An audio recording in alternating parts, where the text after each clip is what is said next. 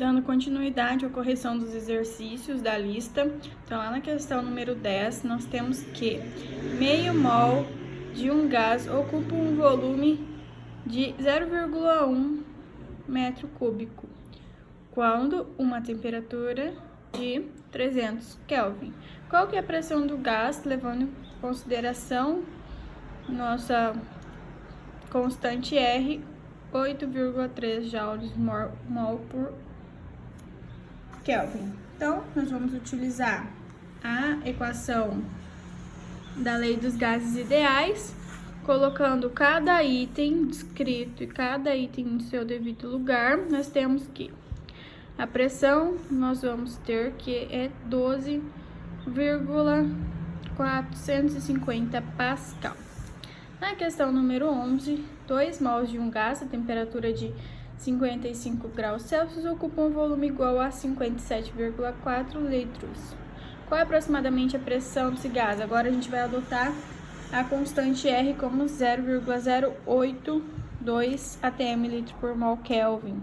Colocando cada item aqui, ó, dentro da lei ideal dos gases, nós vamos ter que a pressão vai ser 0,157 atm. Na questão número 12, a gente já começa a introduzir as transformações isobárica, isovolumétrica e isotérmica. Nessa situação, acontece o seguinte: um cilindro com dilatação térmica desprezível possui um volume de 30 litros. Nele estava contido um gás sob pressão de 4 atmosférica e temperatura de 227 graus Celsius, e uma válvula de controle do gás do cilindro foi aberta para que a pressão do cilindro fosse 1 atm. Verificou-se que, nessa situação, a temperatura do gás do cilindro era ambiente igual a 27 graus Celsius. Qual o volume do gás que escapa pelo cilindro em litros? Então, aqui neste caso, nós vamos usar essa equação agora aqui dos gases ideais, né, do equilíbrio entre eles. Nós vamos encontrar que aqui pressão vezes o volume dividido pela temperatura em ambos os lados, e obtemos o volume de 60 litros. Na questão número 13, nós temos que uma certa massa de gás hidrogênio ocupa um volume de 0,8 litros sobre uma pressão de 125 mililitros de mercúrio em uma dada temperatura. Qual o volume ocupado pela mesma massa do H2, né, hidrogênio, na mesma temperatura sob pressão de 0,1 atm? Então, aqui na 13, nós só vamos utilizar P1, pressão 1 vezes o volume 1, igual ao volume 2,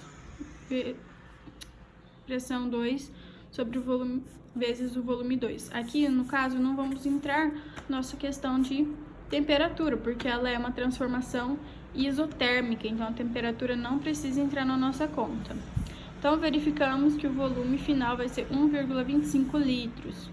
Na 14, certa quantidade de um gás ocupa um volume de 100 litros, de pressão de 700 mililitros e temperatura de 50 graus Celsius. Qual será a pressão quando o volume for apenas 30 litros, mantendo-se a temperatura constante? Então, como a temperatura não vai mudar, nós tiramos ela da equação, mesma coisa dessa daqui. Então, cada macaquinho aqui no seu galho, muito importante que coloque os valores assim, separadamente, nós vamos ter que a pressão vai valer 2.333 mililitros de mercúrio. Agora, aqui na questão número 15, um gás no estado 1 apresenta volume de 20 litros, pressão atm de 6 e temperatura de 200 Kelvin. Qual será o volume do gás no estado 2 se a temperatura for dobrada e a pressão for constante? Como a pressão vai ser constante, ela se mantém em 6 atms, nós vamos ter que aqui vai ser uma transformação isobárica. Então, nós tiramos A pressão aqui da nossa equação, colocamos cada valor no seu devido lugar, nós temos que o volume final dessa transformação vai ser 40 litros. Na 16, é basicamente a mesma coisa, nós vamos fazer, então, aqui só vamos utilizar também, aqui temos uma transformação isobárica também, e nós vamos ver que a temperatura final vai ser 40, então, em Kelvin, 313 Kelvin.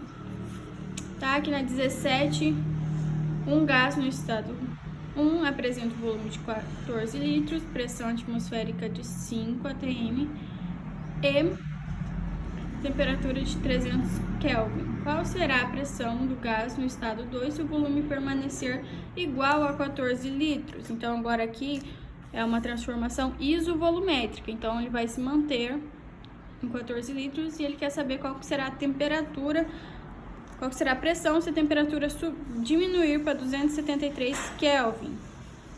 Então, colocando aqui na nossa equação, tá? Aqui da nossa equação de isovolumétrico, nós vamos ter que a pressão final vai ser 4,55 atm. E a última questão, 18, também é uma isovolumétrica, assim como essa última da 17.